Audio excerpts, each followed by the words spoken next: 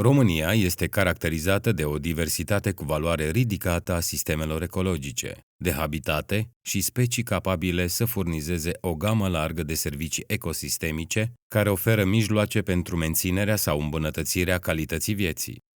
Conectivitatea dintre aceste sisteme este esențială pentru menținerea nivelului ridicat al valorilor naturale la nivel național, precum și pentru conservarea biodiversității la nivel european și global.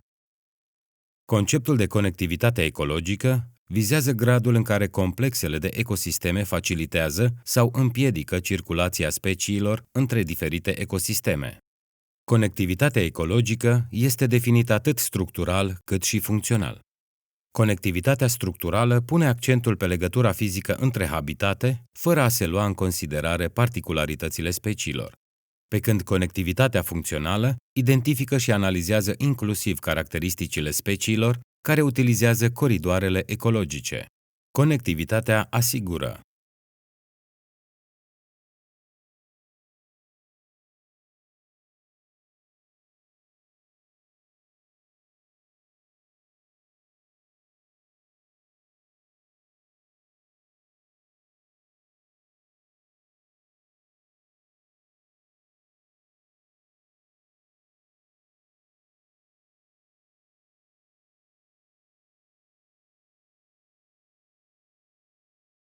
menținerea conectivității poate influența pozitiv calitatea apei, a aerului, a vieții.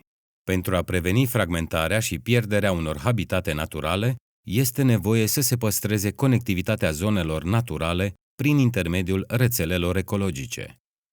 Fragmentarea sau chiar pierderea unor habitate naturale reprezintă principale amenințări pentru conectivitatea ecologică și pentru conservarea pe termen lung a speciilor și habitatelor. Fragmentarea înseamnă împărțirea habitatelor naturale și ecosistemelor în zone mai mici și izolate. În principal, fragmentarea habitatului este un rezultat al schimbării categoriei de folosință a terenului, datorată în special dezvoltării infrastructurii, industriei, urbanizării sau a practicilor agricole intensive.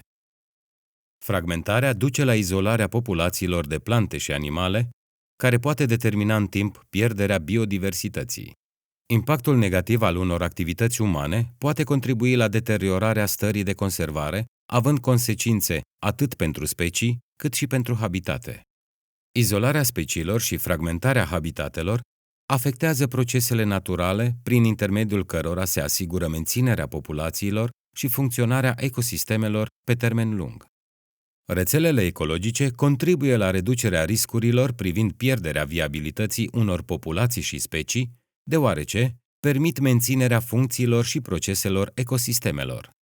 Activitatea de refacere a conectivității este mai costisitoare decât cea de prevenire a fragmentării. Coridoarele sunt zone ale rețelelor ecologice cu rol fundamental în menținerea conectivității. Coridoarele ecologice sunt zone naturale sau amenajate care asigură cerințele de deplasare, reproducere și refugiu pentru speciile sălbatice, terestre și acvatice, în care se aplică unele măsuri de protecție și conservare.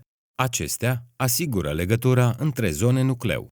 Unele coridoare ecologice au nevoie de poduri verzi, viaducte, tuneluri atunci când infrastructura de transport se dezvoltă pentru a li se asigura continuitatea.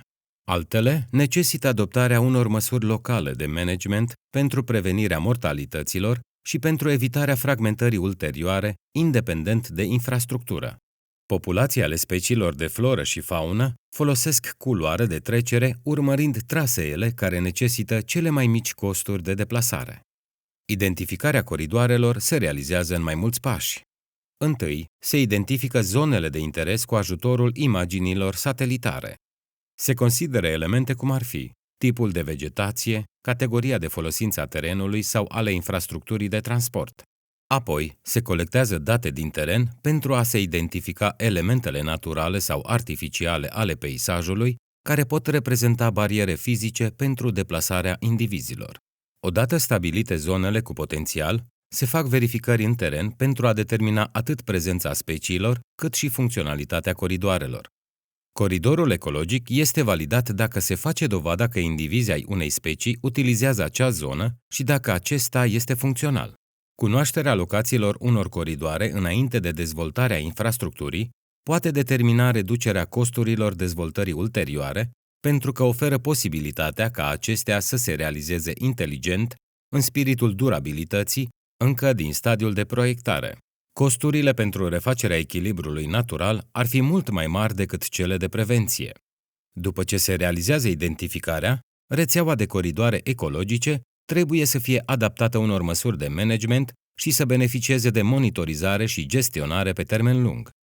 Conexiunea elementelor naturale este necesară pentru asigurarea perpetuării speciilor și habitatelor și utilizarea durabilă a resurselor. Este o provocare a generațiilor contemporane să conserve moștenirea naturală, astfel ca și generațiile viitoare să beneficieze de serviciile oferite de natură.